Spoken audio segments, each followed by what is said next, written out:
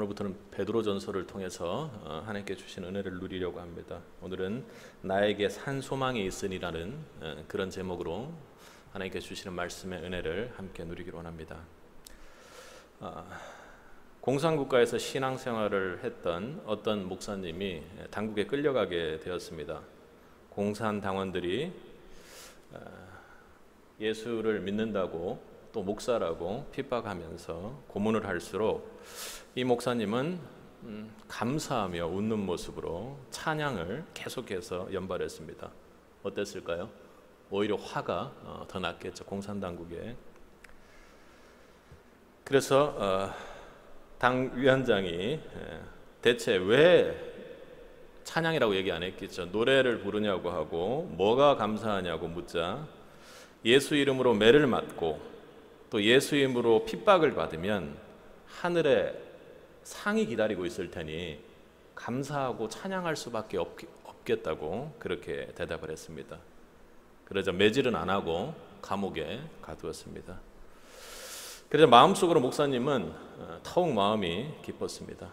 조용한 골방에 앉아서 하나님께 기도할 수 있게 된 것이 더욱더 감사할 뿐이었습니다. 그런데 기도를 하다 보니 어떻게 해요? 그 감사 속에서 또 찬양이 터져 나왔습니다. 그러자 당위원장이 그 소식을 듣고 이번에는 죽이라고 명령을 했습니다. 이 말을 들은 목사님은 너무나도 기뻐하고 훨씬 더 큰 목소리로 찬양을 하며 예수를 믿다가 순교한 것은 더욱더 큰 영광이요 큰 상을 받게 될 것이니 더한 찬양과 더한 감사가 없을 것이라고 그렇게 고백했다고 합니다. 그러자 죽이지 못하도록 목에 가두지도 않고 그냥 돌려보냈다고 하는 이야기입니다. 쉽지 않은 일이죠, 그죠? 우리는 이야기로 듣지만 만약 우리에게 이런 일이 있다면 그냥 도망가고 말 것입니다. 우리가 사도행전에서도 보면 빌립보 감옥에서 바울과 실라가 감옥에 갇혀 있고 채찍을 맞고 아주 고통스러운 그 순간, 우리는 경험해보지 못했기 때문에 사실 실제로는 좀 힘들겠다라는 정도이지 실제적인 공감은 할 수는 없을 것입니다. 그런데 그 어려운 가운데서도 기도하고 찬양하고 옥문이 열리는 역사를 보았죠. 오늘 그 본문의 배경이 되는 베드로전서를 쓰게 된 시기를 생각해 보면 한 AD 60년, 그러니까 로마가 이렇게 기울기 시작하고 그리고 로마가 아주 압제가 심하고 그리고 그들의 왕국의 그 마지막에 나타나는 권력들의 어떤 부패, 그리고 그 안에서 잘못된 쾌락들과 그 권력을 누리는 사람들이 실제로 하나님이 주신 대로 누리지 못하는 어떤 그런 상황들이 전개되는 상황이었습니다. 특히나 여러분이 잘 아는 것처럼 네로가 화재가 일어나게 만들고, 역사상으로는 그렇다고 하는데 실제로 그랬는지는 모르겠지만 어쨌든 그 대화재의 원인이 크리스찬이라고 하고 아주 강하게 로마에서 크리스찬들을 핍박할 당시입니다. 그래서 원형 경기장에서 사자밥이 되기도 하고 찢김을 받고 죽음의 상황이 되었던 것입니다. 제가 이 말씀을 드리는 이 배경이 중요한 이유는 오늘 말씀이 우리가 시련이나 고통 속에서 주님을 붙잡고 단순히 그렇게 살라는 단순한 말씀이 아니라 아까 공산당에서 신앙생활을 했던 목사 일을 했던 그분과 또 그리고 바울과 실라 그리고 오늘 이 수신자가 되어 있는 흩어진 나그네들, 이 사람들의 상황이 단순히 우리가 시련을 이겨내야지 하는 정도가 아니라 이것이 실제로 맞붙어서 신앙이 되지 않으면, 맞붙어서 찬송을 부르는 그 신앙이 아니면 되지 않는 상황에서의 권면이기 때문에 그렇습니다. 베드로도 아까 이야기했던 것처럼 만약에 이걸 작성했던 시기가 약 64년 정도, AD 64년 정도 됐다면 베드로도 곧 순교의 시기를 기다리고 있는 아주 극악과도 같은 두려움 속에서 벌벌 떨 수밖에 없는, 그렇죠? 작은 시종이 예수를 믿냐고 했을 때 아니야 하고 막 이렇게 무서워했던 베드로를 생각해 보면 도저히 감당하기 힘든 정도의 어떤 상황 속에서 이 서신을 보냈다라는 것입니다. 그런데 이 서신의 처음에 3절 처음을 보면 어떻게 시작을 합니까? 찬송하리로다 하고 이렇게 시작을 하는 것입니다. 그러니까 우리가 부르는 찬양과 부르는 것은 똑같지만 상황적으로 봤을 때 찬양을 부르지 않고는 견딜 수 없을 정도의 어떤 그 고통스러운 상황 속에 그들이 있었다라는 것입니다. 베드로가 어떻게 이 어려운 상황 속에서도 찬송하라고 하고 찬송을 권면하며 자신도 기뻐하며 감사하며 찬송할 수 있었을지를 우리가 오늘 한번 생각을 해보려고 합니다. 또 6절에서 보면 그는 크게 기뻐하라고도 그렇게 이야기합니다. 시련, 절망이 아니죠. 이건 절망과도 같은 시련이 아닙니다.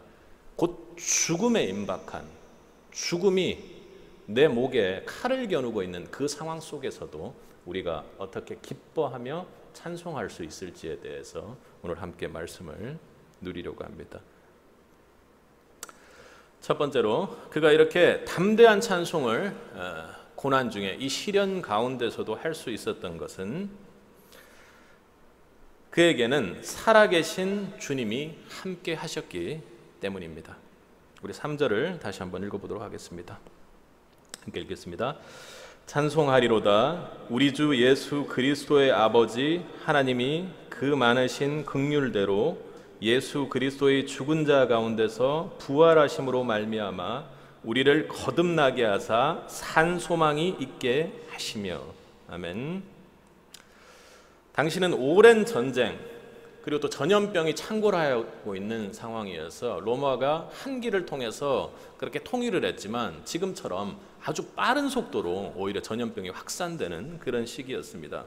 또 화재도 났고 단순히 그 로마의 대화재뿐만 아니라 여러 가지로 흉흉한 상황들이 일어나는 상황이었습니다. 로마의 지배는 어찌 보면 점점 마지막을 향해 달려가고 있었을지도 모릅니다. 멸망으로 죽어가는 로마 제국을 바라보며 사람들 사이에서 이런 일들이 있었다고 합니다. 구호처럼 야 우리 힘내자, 할 수 있어, 우리 로마는 할 수 있어, 이렇게 긍정의 힘을 불러일으키는 것이 유행이었다고 합니다. 그러니까 어찌 보면 소망을 가지는 것이 그 당시에는 앞으로 어떻게 잘 될 거야 라는 어떤 그런 소망을 가지고 막연하게 살았던 것입니다. 그러니까 뭐 예를 들면 요즘 이렇게 정치권들을 보면 뭐 정치 얘기를 하려는 건 아니고 청년들에 대한 내용들이 되게 화두로 되어서 청년들이 앞으로 어떻게 살 것인가에 대한 고민들을 많이 합니다. 청년들이 매우 힘들죠. 그죠? 여러 가지 속도들도 빠르고 자신이 뭘 해야 될지 모르는 어떤 그런 상황에 처해 있다 보니까 어떻게 해요? 걱정하지 마. 잘 될 거야. 라는 어떤 그런 앞으로 잘 될 거라는 위안과 위로를 하죠. 그러나 그것이 그죠? 실질적으로 잠깐은 기분이 위로가 되고 힘이 또 되고 사는 힘들이 되기도 하지만 그것이 근본적인 어떤 소망이 될 수는 없는 것입니다. 그래서 베드로가 오늘 어떻게 소망이라고 이야기를 합니까? 그런 소망 말고 본문을 보면 어떻게 해요? 우리를 거듭나게 하사 산 소망이 있게 하시며 이렇게 이야기를 합니다. 산 소망은 헬라 원어로 보면 엘피다 조산, 그러니까 조산 엘피다라고 합니다. 그러니까 원어의 뜻을 보면 소망이긴 한데 그 소망 자체가 행동하여 움직이는 살아있는 생명력이 있다라는 의미입니다. 예수님은 생명력이 없고 대상이 없는 막연한 소망이 아니라는 것이죠. 우리의 산 소망이신 예수님은 죽은 자 가운데 부활하셔서 예수 그리스도라는 이름으로 구별되고 차별화된 정확한 대상이 있는 그런 소망이라는 것입니다. 그분은 지금 베드로의 시대에 부활하셔서 역사하시기만 하는 것이 아니라 지금도 살아서 역사하시는 주님입니다. 베드로는 어떤 사람이었습니까? 세상의 그 헛된 불확실한 소망을 쫓는 사람이었습니다. 십자가에 달리시고 제자들은 완전히 깨져서 무서움에 숨어서 벌벌 떨었죠. 특히나 예수님을 3번이나 여자의 시종의 말에 무서워 부인한 그 실패한 베드로는 어땠습니까? 절망했을 것입니다. 울었을 것입니다. 쉬지 않고 울었을 것입니다. 성경에서 말하는 것처럼요. 결국 그렇게 한 그는 어떻게 이야기합니까? 뜬금없이 고기 잡으러 가겠다고 다시 돌아가죠. 그런데 그랬던 베드로가 아이의 그 말 한마디에도 떨었던 그런 베드로가 그리고 쉴 새 없이 울고 절망했던 그런 베드로가 지금은 그들, 오늘 본문은 1절 하반절에 이야기하는 그 흩어진 나그네라고 하는 유대인 그리스도인들에게, 디아스포라라고 하는 로마의 핍박에 흩어져 있는 이들에게 고난과 핍박 가운데 오히려 기뻐하고 주를 찬송하라고 권면하며 서신을 보내고 있는 것입니다. 여러분, 그의 이런 변화의 이유가 무엇입니까? 그것은 바로 부활의 주님을 실제로 만났기 때문입니다. 그리고 그 주님이 그에게도 우리에게도 산 소망이 되어주셨기 때문인 것이죠. 과거의 베드로는 정치적 영광이나 명예, 그것이 영원할 것이라고 생각하고 우리의 청년들이나 우리의 믿지 못하는 자들이 바라보고 있는 것처럼 그렇게 바라보고 왔던 것이죠. 그는 소망을 위해 예수님을 만났지만, 그리고 그 소망, 자신의 그 헛된 소망을 이루기 위해 예수님을 만났지만, 부활의 주님을 만난 그는 어떻게 해요? 예수님 자체가 그에게 산 소망이 되었던 것입니다. 여러분, 이 땅의 목표를 두고 이 세상의 대상을 두는 그런 소망은 헛된 소망입니다. 막연하고 대상이 없고 헛된 소망은 그 결국이 우리를 절망하게 하고 좌절하게 만드는 것입니다. 단기적으로는 내 머릿속에서 생각할 때는 필요하고 옳은 것이라 할지라도 그것의 결국은 없어지고 많은 헛된 것이 되는 것입니다. 여러분, 그러나 예수 그리스도라는 산 소망의 결국은 우리에게 완전한 구원과 천국의 소망을 안겨줄 것입니다. 여러분, 만약 예수님이 십자가상에 고난만 있고 살아 부활하는 역사가 없었다면요, 우리는 여전히 우리가 믿고 있는 십자가가 슬픔과 어려움과 절망과 그리고 비탄 속에 쌓여 있는 것밖에 되지 않을 것입니다. 그러나 그분은 무덤에서 다시 살아나셔서 우리에게 새로운 소망과 산 소망의 역사로 다가오셨다라는 것입니다. 그것이 지금 이런 아주 비참한 고통 속에 있는 사람들에게는 큰 위로가 되고 반드시 붙잡아야 되는 실제적인 영적 신앙이 되는 것입니다. 제가 말씀 준비하면서 그 생각이 났습니다. 살아계신 주님, 여러분이 잘 경험하고 계신가요? 제가 이제 중고등부를 이렇게 할 때 가장 그 살아계신 주님의 역사들이 영적으로 나타나는 모습이, 그러니까 우리는 영적이라는 것은 실제적으로 우리가 손으로 만지지 못하는 상황에서 일어나는 일인데 그것이 실제로 일어나는 경우들을 꽤 많이 보게 됩니다. 우리 수련회를 가면 이 살아계신 주님의 이름으로 아이들에게 기도하고 어떤 여러 가지 뭐 상처라든지 이런 것들 때문에 행동 장애가 있다든지 말을 잘 못한다든지 이런 친구들이 있지 않습니까? 근데 이 친구들에게 먼저 기도를 합니다. 그리고 복음을 전하죠. 복음을 전해요. 복음을 전하고 예수님께서 네 어려움과 네 죄를 모두 짊어지시고 십자가에 달렸다는 사실을 믿어라. 그걸 믿음으로 받아들이면 너는 구원을 얻을 수 있다. 자유를 얻을 수 있다 하고 계속해서 뭔가 어찌 보면 세상에서 주입식 교육을 하듯이 계속 강하게 푸시를 합니다. 그러면 점점점 그 아이가 모습이 좀 힘을 가지고 괜찮아져요. 그런데 그 다음이 되게 중요한데요. 그 아이에게 이 살아계신 주님의 이름으로 십자가에서 그냥 돌아가셔서 내 죄를 이렇게 사하여 주시고 내 죄를 모두 짊어지시고 십자가에 달려 죽으셨다는 것에 멈추는 것이 아니라 그분이 무덤에서 다시 살아나셔서 지금 이 자리에도 역사하신다라는 믿음을 같이 함께 고백하는 겁니다. 그리고 나서 예수 이름으로 너를 괴롭히는 모든 악한 영들은 물러가라고 이렇게 제가 축사 기도를 해주죠. 그리고 나서 중요한 것이 그 친구가 자신의 입으로 살아계신 주님에 대한 고백을 하게 만드는 것입니다. 주님이 지금 살아계셔서 나를 건드리는 모든 악한 영들을 쫓아주실 것이라고, 주님은 살아계십니다. 주님을 믿습니다. 그 십자가에서 다시 살아나신 그 주님을 믿는다고 고백을 하게 되면 어느덧 그에게 가지고 있었던 행동장애나 틱들이 순식간에 사라지는 걸 봅니다. 그건 뭐 제가 하는 것이 아니라 살아계신 주님이 역사하는 것을 순수하게 받아들이고 믿음으로 받아들이는 그 아이들에게 주님께서 그대로 역사해 주시는 것입니다. 우리 크리스찬은 어찌 보면 절망과도 같은 모든 것이 끝나는 상황 속에서도 포기하지 말아야 합니다. 왜 그렇습니까? 앞서 이야기한 것처럼 살아계신 주님이 죽어가고 절망과도 같은 이 땅에서의 삶을 어떻게 살아야 될지를 모르고 악한 영에 공격받는 그런 아이들에게도 믿음의 고백만으로도 살아서 역사하시기 때문입니다. 절대로 크리스찬들은 마지막을 포기해서는 안 된다는 것이죠.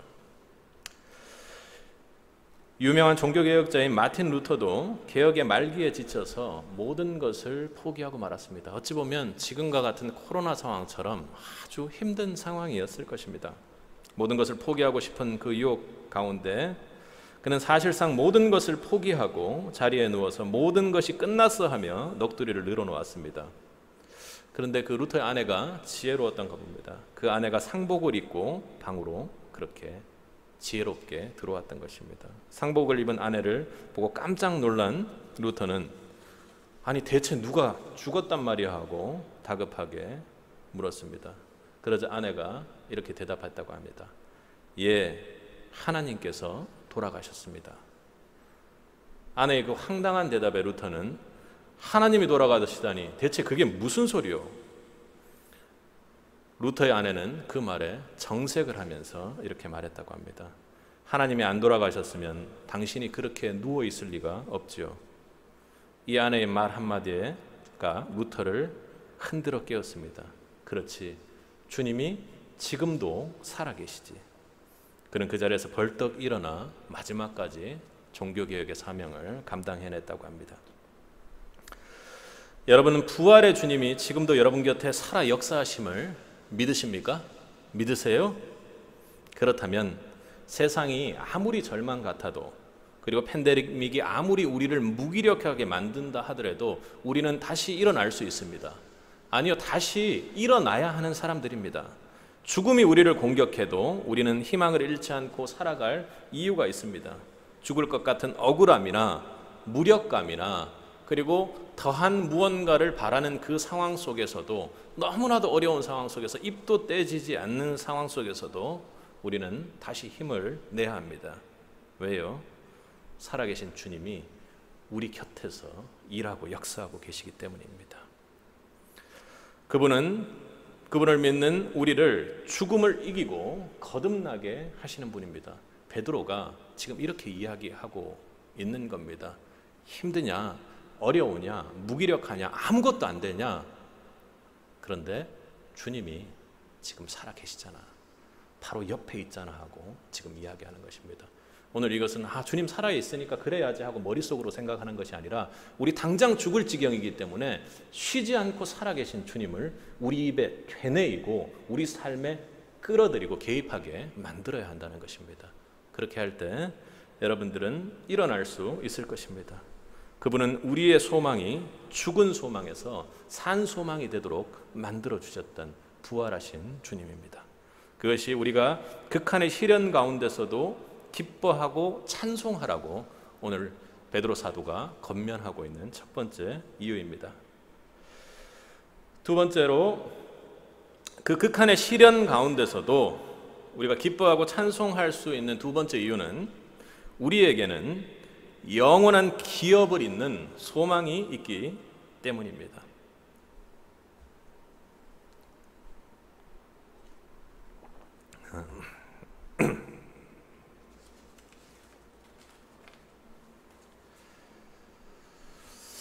예전에 갑자기 생각이 났는데 저희 할아버지도 아마 가게, 지금으로 치면 어떤 마트 같은 걸 아주 크게 하셨습니다.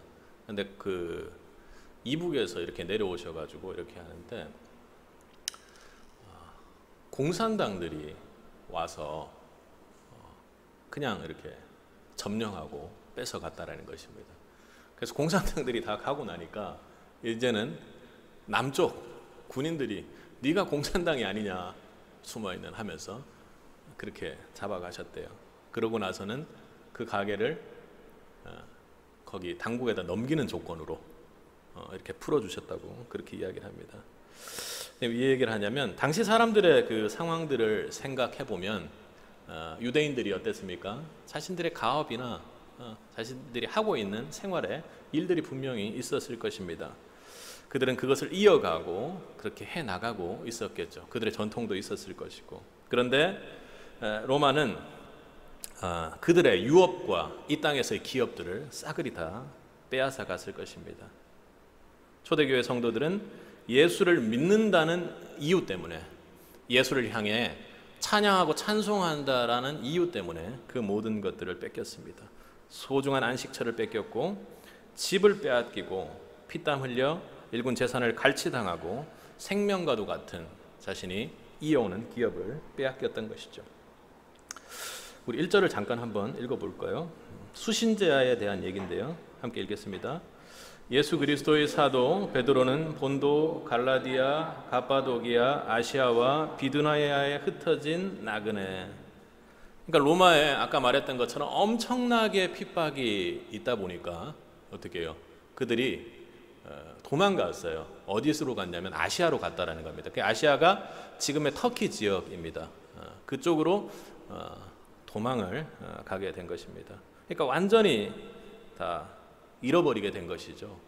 그러니까 완전 피난민이 된 거예요. 이유가 뭡니까? 예수 믿는 것 때문에. 그러니까 베드로는 이방의 크리스찬들, 헬라인 크리스찬들에 대해서 하는 것이 아니라 유대인 크리스찬들에게, 그죠? 베드로의 그 사명이 뭡니까? 그들의 형제를 굳게 하는 것 아닙니까? 그들 형제에게 복음을 전하는 것이었습니다.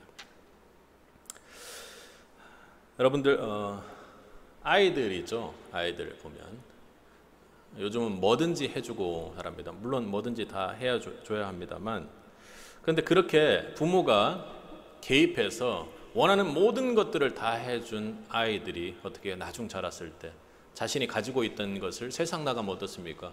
부모 말고 또 다른 사람들도 많기 때문에 부모만 있는 가정이 아니잖아요, 그죠?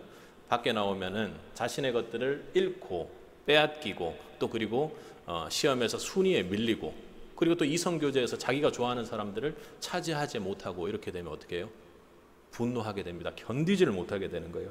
그것이 시기 질투가 되어서 상당히 큰 문제를 일으키기도 하죠. 또 그리고 세상 사람들은 어떻습니까? 자신이 경영하던 회사, 그리고 아까 저희 할아버지의 모습도 마찬가지입니다. 상당히 힘든 세월을 그것 때문에 보내셨다고 합니다.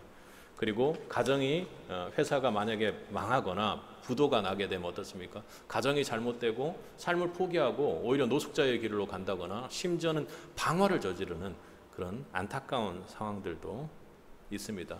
왜 그렇습니까? 그것은 바로 그들이 가장 중요하게 생각하는 소유가 이 땅의 것들이기 때문입니다. 내가 만져봤고 내가 눈에 봤고 나를 기분 좋게 해줬던 것들, 그리고 나를 편안하게 해줬던 것에 대한 그런 소망이 훨씬 더 크기 때문이죠. 그런데 당시의 성도들은 어떻게 해요? 자기들이 이 땅에서의 가업, 기업을 이루면서도 그들의 믿음은 흔들리지 않았습니다. 결단코 그들은 절망하지 않았던 것이죠. 왜 그렇습니까? 그것은 바로 하늘나라의 기업을 약속받았기 때문입니다. 우리 4절을 함께 읽어보도록 하겠습니다. 썩지 않고 더럽지 않고 쇠하지 아니한 기업을 있게 하시나니 곧 너희를 위하여 하늘에 간직하신 것이라. 아멘. 쇠하지 아니하고, 그리고 더럽지 아니하고, 썩지 아니하고, 여러분이 받은 기업입니다. 그들이 이어가고자 했던 기업은 썩지 않은 영원한 기업입니다. 그리고 더럽혀지지 않는 거룩한 기업인 것이죠. 그리고 쇠하지 않는 영광스럽고 항상 영원히 찬란한 그런 기업이라는 것입니다. 어느 날인가 땅 위의 기업들은 어떻습니까? 사업하고 계신 분들이 있겠지만 그것은 썩어져 없어질 것입니다. 근데 회계 처리를 할 땐 계속 기업이 있을 것이라고 생각하고 거래도 하고 주식 거래도 합니다. 그러나 하나님이 저와 여러분을 위하여 하늘에 누구도 건드릴 수 없게 간직해 놓은 기업은 불의의 기업이고 강철의 기업이고 그 어떠한 것도 공격할 수 없는 그런 아름다운 기업입니다. 여러분은 그 기업을 소망하고 계십니까? 지금으로부터 약 110여 년 전 미국의 성공회 주교인 필립스 브룩스는 뜻깊은 설교와 매력적인 인격으로 많은 사람들에게 감화를 주었습니다. 근데 그가 중병에 걸렸어요. 그는 입원해서 치료하면서 일체의 면회사절을 거절했습니다. 오는 사람들도 힘들고 그리고 본인에게도 좋지 않을 것이라고 생각했기 때문입니다. 그런데 하루는 법률가인 잉거솔이 문병으로 왔습니다. 그때 문병을 사절하던 브룩스 주교는 잉거솔이라는 그 법률가에게만은 문병을 허락했다고 합니다. 병실에 들어서면서 잉거솔은 기분이 좋죠. 만나게 해줘서 고맙다고 인사를 했습니다. 그랬더니 브룩스 주교가 이렇게 말했다고 합니다. 다른 사람과는 천국에서 만날 수 있지만 자네와는 그곳에서 만날 수 없을 것 같기에 문병을 허락했다네. 천국에 대한 분명한 소망을 가지고 있던 신앙의 그 선배들의 진지한 고백입니다. 여러분, 우리는 그냥 천국에 가면 좋다라는 것은 천국 소망이 아닙니다. 참으로 천국을 소망해야 합니다. 그렇습니다, 여러분. 우리 크리스찬들은 이미 하나님이 아까 앞서 이야기한 그런 영원한 기업을 보장받은 사람들입니다. 그런데 오늘 우리의 삶 속에서의 신앙은 어떻습니까? 천국 소망의 신앙을 가진 신앙이 여러분 삶에 자리 잡아 있는지요? 여러분이 영원한 천국의 유업의 상속자가 여러분임을 참으로 믿습니까? 그게 삶에 나타나냐는 겁니다. 이 땅에서는 어느 정도 어떤 선에서 이렇게 지내다가 우리가 천국 가면 천국에 가가지고 그 유업을 받지 뭐 그러면 되는 거 아닌가 하고 생각하느냐는 것입니다. 여러분, 하나님이 영원한 나라를 예비하셨다는 것을 참으로 이 땅에서도 살아내고 믿고 있느냐는 것입니다. 갑자기 이름이 생각이 안 나네요. 제가 봤는데 어떤 그 청년 그 연극하는 학생들을 위해서 사역하는 목사님의 이야기입니다. 이 목사님이 참 어려운 시절을 보내셨나 봐요. 그 따님도 한 교회에서 부목사로 섬김을 지금 하고 계신데 어머니는 이제 그 대학로에서 개척교회를 하고 계시고요. 근데 그 딸 그 목사님께 그 인터뷰를 이렇게 하면서 어머니에 대해서 이제 지금 인터뷰를 하는 과정이니까 한번 인터뷰를 딱 했는데 딸 첫 마디가 이렇게 이야기를 하는 거예요. 어머니가 너무나도 고생을 많이 하셔가지고 자기는 그 하나님이 자신에게 올 수 있는 고난이나 고통을 어머니를 통해서 다 방어하고 있는 것 같은 느낌이 들 정도로 어머니가 너무 고통이 심하셨다는 거예요. 그래서 얘기를 하는데 이렇게 웃으면 안 되는데 웃음이 나오는데 이사를 하려고 이제 그 당시는 뭐 지금처럼 이사에 뭐 짐이라든가 힘들게 사는 사람들이 뭐 있었겠습니까? 뭐 이렇게 해가지고 트럭에다가 가재 도구하고 이렇게 짐 뭐 농하고 이런 것들을 좀 실었겠죠. 딱 실어가지고 이제 이사한다고 이렇게 다 이제 짐을 다 실어놨는데 그 남편분이 그 이삿짐 그 트럭을 타고 그냥 가버리셨대요. 딸과 그때 한 2살 정도 된 그 딸과 아내를 놔두고 그냥 가버리셨대요. 놀랍지 않습니까? 그냥 그렇게 가버리셨대요. 그러고 나서는 이분이 어떻게 하셨냐고 하니까 그 아이를 데리고 이제 그 당시는 이제 뭐 눈도 붙이고 바느질도 하고 뭐 이런 게 많이 그렇게 일거리가 있었나 보죠. 그 아이를 안고 그렇게 그 일터로 가셔가지고 계속 그렇게 해가지고 키우셨다고 합니다. 근데 그분이 제가 또 참 감동을 받았던 건 뭐냐면 이렇게 우리 이제 장기 기증하는 거에 대해서 이렇게 한참 이렇게 하는 거다.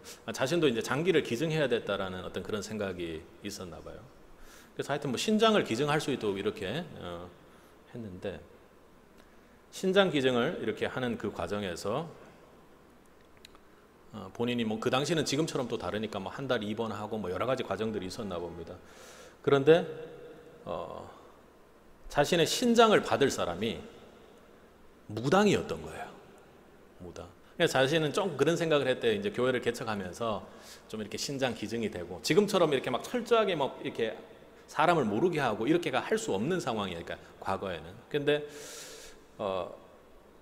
만약에 그렇게 되면 이렇게 좀 부유한 사람이 연결이 돼서 좀 교회 건축 헌금도 좀 이렇게 되게끔 이제 이런 어떤 말도 안 되는 어떤 그런 이제 사람의 인과관계가 머릿속으로 이제 돌아갔던 거죠. 그래도 그냥 이렇게 하나님한테 이제 그렇게 기도도 하고 이제 그렇게 했대요. 근데 딱 온 사람이 무당인 거예요. 그것도 이제 갓 개척을 시작한 이제 갓 신내, 그러니까 뭐 없어요. 없는 거예요. 그런데 진짜 너무나도 감동을 받은 거예요. 어떻게 신장을 떼줄 수 있을까 이제 이런 생각을 저는 하고 있었습니다. 그런데 그분이 이렇게 이제 신장을 수술을 하고 나면 한 달 정도 회복 기간을 주고, 그리고 회복을 할 수 있도록 약간 그 당시 돈으로는 엄청 어찌 보면 큰 거죠. 한 200만 원 정도의 그 회복비를 이렇게 그 신장을 떼어준 사람한테 주나 봐요. 우리 뭐 헌혈하면 주는 거하고 뭐 비슷한 거였지 모르겠는데 그렇게 줬대요. 그런데 이분이 그 회복비를 그 무당의 누나에게 줬다는 거예요. 근데 그 준 이유가 뭐냐면 개척한 지 얼마 안 됐는데 되게 힘들 거고 그 어떤 그 수술하기 위해서 많은 어떤 돈이 들어갔을 거기 때문에 마음이 너무 그렇게 해야 되겠다 해서 그냥 회복해야 줬다는 거예요. 근데 그 자리에서 무당의 누나가 그걸 받으면서, 그 돈의 문제가 아니지 않습니까? 그걸 받으면서 엄청나게 울면서 예수 믿으면서 살겠다고 그렇게 했다라는 거예요.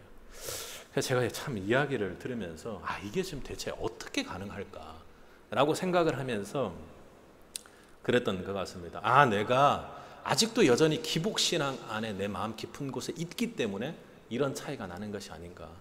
천국소망의 반대가, 천국신앙의 반대가 뭐겠습니까? 기복신앙이에요. 이 땅에서의 신앙입니다. 내가 왜 나에게는 그렇게 내줄 수 있을 만한 마음이 지금 없다는 생각이 들까? 그리고 저렇게 살 수 없지 않는가 하는 어떤 마음의 이 깊은 곳은 무엇인가 했을 때 내 자리에 천국 소망이 완전히 자리 잡을수록 이런 기복신앙이 없고 하나님의 일을 할 수 있겠구나 하는 그런 마음이 들었습니다. 여러분, 우리는 이 땅에서의 기업과 축복을 바라고 천국의 소망은 조금 죽을 때 꺼내는 것처럼 밀어놓는 그런 신앙을 버려야 합니다. 무늬만의 천국 신앙을 벗어나야 한다는 얘기입니다. 입술로는 천국 유업의 상속자라고 말하지만 우리의 삶을 돌아보면 실상은 이렇게 기복 신앙입니다. 제가 당장이라도 그분을 향해서 달려가고 싶었어요. 그분 보면 정말 주님 앞에서 엄청 울면서 회개할 수 있을 것 같다는 생각이 들었던 것이죠. 여러분이 하늘길이 확실한 나그네라면 그 길 가는데 생기는 어려움은 괜찮습니다. 왜요?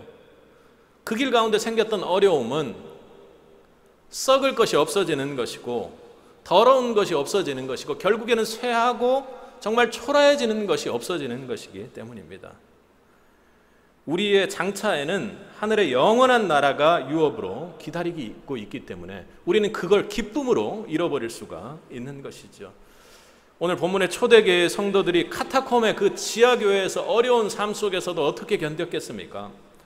그리고 원형 경기장에 몸이 찢겨나고 죽어나갈 걸 알면서도 어떻게 담대하게 걸어나가서 거기서 찬양하고 찬송을 부를 수가 있었겠습니까? 그들은 더 나은 유업이 천국에 하나님께서 간직해 놓은 그 영원하고 아름답고 무궁한 그 기업이 기다리고 있다는 사실을 실제로 믿었기 때문입니다.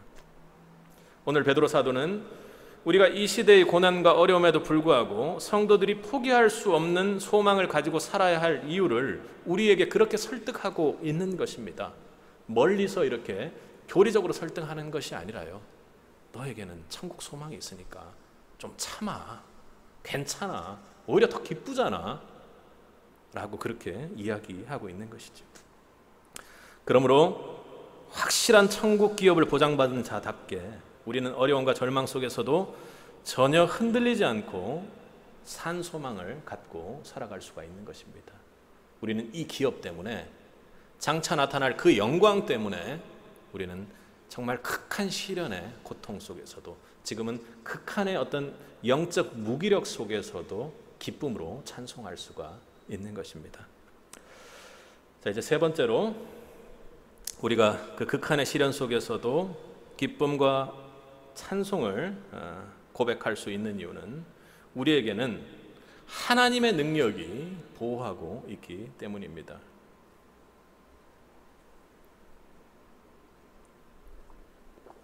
우리 신앙고백서 말씀을 하는 과정에서도 말씀드렸지만 구원받았다, 천국의 유업을 받았다라는 게 무엇입니까? 바로 하나님의 자녀, 하나님의 그 유업을 물려받을 하나님의 상속자가 되었다라는 것입니다. 조금 더 이 땅의 말로 생각하면 하나님의 관리가, 우리를 향한 관리가 아주 세밀하게 들여오는 곳이라는 거죠. 스코틀랜드의 크리스찬 독립운동가 로버트 브루스라는 사람이 도망자로 그렇게 지낼 때입니다. 어느 날 브루스는 쫓겨나 달아나다가 너무 급한 나머지 산속 동굴 속으로 피신해 숨어들었습니다.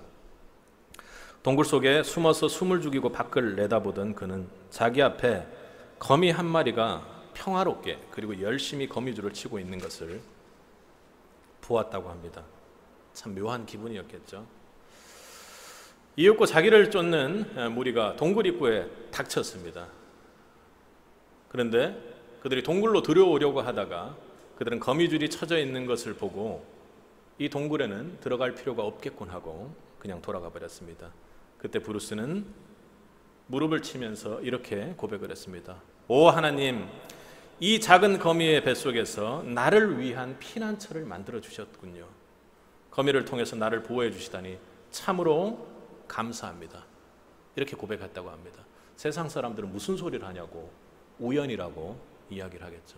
여러분 삶 속에서 우연이 있습니까? 네, 여러분 삶 속에서도 한번 단회적으로 볼 때는 우연이 있습니다. 그러나 계속된 우연은요, 하나님의 섭리이고 하나님이 깊이 간섭하고 보호하고 계신다는 것입니다. 여러분 삶에 이렇게 하나님께서 세밀하게 보호하고 계신다라는 그 고백과 감사가 있는지요? 그렇다면 찬송이 절로 나올 것입니다. 우리 5절을 함께 읽어보도록 하겠습니다. 너희가 말세에 나타내기로 예비하신 구원을 얻기 위하여 믿음으로 말미암아 하나님의 능력으로 보호하심을 입었나니. 아멘. 구원을 얻기 위해 믿음으로 말미암아 하나님의 능력으로 보호하심을 입었다고 이야기합니다. 여기서 보호하심은 원어로 따지면 적의 공격으로부터 보호하기 위해 만든 요새와도 같은 것입니다. 그러니까 요새는요, 전체적으로 모든 것을 가리고 막아주죠. 그리고 요새 앞에는 항상 보초를 세워서 또 세밀하게 부분적으로도 보호하고 계십니다. 성도를 넘어뜨리려고 달려드는 원수들의 공격으로부터 하나님이 하나님의 능력으로 그렇게 요새를 만드시고 보초를 세우셔서 지키고 보호하고 계시다라는 것입니다. 여러분, 마귀는 그리스도인들이 매번 구원의 확신을 잃도록 만듭니다. 지금 하나님께서 보호하신다라는 것 중에 가장 중요한 것이 무엇입니까? 천국의 유업을 이어가도록 그 구원의 믿음이 하나님의 능력 안에서 끝까지 보호되도록 만든다고 말씀하고 있는 것입니다. 마귀는 그렇게 여러분의 구원의 확신이 흔들리도록, 천국 유업자인 것을 잊도록, 살아계신 주님이 곁에서 역사하고 계시는 것을 깡그리 잊어버리도록 그렇게 만들어버립니다. 그러나 여러분을 구원하신 분이 누구십니까, 여러분? 그분은 바로 모든 만물보다 크시고 여러분을 직접 창조한 하나님이심을 여러분 믿으셔야 합니다. 우리가 주일 말씀으로 나누었던 요한복음에서, 요한복음 10장에서 이렇게 말합니다. 내가 너희에게 영생을 주노니 영원히 멸망치 아니할 터이요 또 저희를 내 손에서 빼앗을 자가 없느니라. 그들을 주신 내 아버지는 만물보다 크심에 아무도 아버지의 손에서 빼앗을 수 없느니라. 무엇을요? 영생을, 우리의 구원을, 우리의 구원이 완전히 완성되는 것을, 우리의 구원은 무엇으로 완성되죠? 우리의 믿음으로 되지 않습니까? 그 믿음을 수없이 마귀들은 공격하는데요, 하나님께서 보호하고 계신다는 것입니다. 뿐만 아니라 주님은 저와 여러분이 머리털 하나도 땅에 떨어지지 않도록 세밀하게 세시고 받치시고 보호하시는 분입니다. 우리는 우리 머리카락 숫자를 아는 분은 없죠. 모릅니다. 아무리 세려고 해도 셀 수가 없어요. 그러나 그분은 우리의 머리카락을 세신 바 되었다고 성경은 말합니다. 이런 말들은요, 있는 그대로 구체적으로 믿어야 지금과 같은 상황에서 신앙으로 고백될 수 있다는 것입니다. 내가 머리카락을 세는데 그게 비유적인 표현이지 머리카락을 세는 것처럼 아주 세밀하게 그렇게 간섭하시는구나, 이렇게 믿어서는 지금과 같은 상황에서 신앙 고백하고 기쁨과 찬송을 할 수 없다라는 것입니다. 주님은 우리에게 천국을 보장해 주신 다음 이 세상에서 우리가 어떤 모습으로 살아가는지 그대로 버려두시는 분이 아닙니다. 이것이 교리적으로 보면 성도의 견인에 대한 교리죠. 하나님이 끝까지 이 구원, 한 번 받은 구원은 끝까지 책임진다라는 것입니다. 그럼 안 해도 되겠네, 이런 얘기하고는 상관이 없는 것입니다. 끝까지 주님께서 책임진다는 것입니다. 이 교리는요, 우리가 아주 극한의 상황에 치달았을 때 마귀와의 영적 전쟁에서 가장 중요할 것입니다. 하나님은 저와 여러분을 끝까지 보호하시는 분입니다. 그는 우리에게 선물로 주신 우리의 구원이 흔들리지 아니하고 지켜지도록 시험과 시련 속에서도 우리의 믿음과 구원을 하나님의 능력으로 보호하시는 분입니다. 그분은 만유해 주시며 육신의 부모도 나도 아무도 알지 못하는 그 세밀한 곳까지 보호하고 계시는 분임을 믿을 수 있기 바랍니다. 여러분, 이 시련은요, 우리가 잘 알지 못하는 하나님이 보호하고 계실까 하는 그 마음속에 있는 그 교리적으로 꽉 묻혀있는 그 신앙을 실제로 꺼내는 역할을 합니다. 그 시련이요.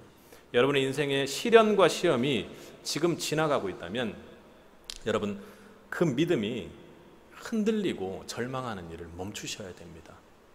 오히려 기뻐하셔야 된다고 오늘 권면하는 거죠. 왜냐하면 끝까지 여러분을 보호하시는 그분의 손길을 더 깊이 만날 수 있는 기회를 하나님께서 주고 계신다는 겁니다. 내가 지금 너 보호하고 있다는 거 하나님이 보호해 주시는 거죠. 서양 속담 중에 흐르는 냇물에서 돌들을 치워버리면 그 냇물은 노래를 잃어버린다는 이런 말이 있습니다. 흘러가는 시냇물의 아름다운 소리는 곳곳에 박혀있는 물의 흐름을 방해하는 돌들 때문에 있었던 것이죠. 여러분, 베드로가 지금 서신을 보내는 이 시기, 원형 경기장에서 예수를 믿었던 것 때문에 찢김당하는 그 시기의 고통을 우리는 이해하기 힘듭니다. 그런데 지금도 참 힘든 시기라고 이야기를 하죠. 근데 아무리 힘들어도 이 시기보다는 힘들지 않을 겁니다. 우리의 신앙이, 우리 구원에 대한 신앙이, 우리 부활의 주님에 대한 신앙이 정말로 살아서 역사에서 아주 긴박하게 우리 삶에 들어오기를 바라는 권면인 겁니다. 여러분 삶에 지금 찬송이 넘치고 있습니까? 아니면 죽어 있습니까?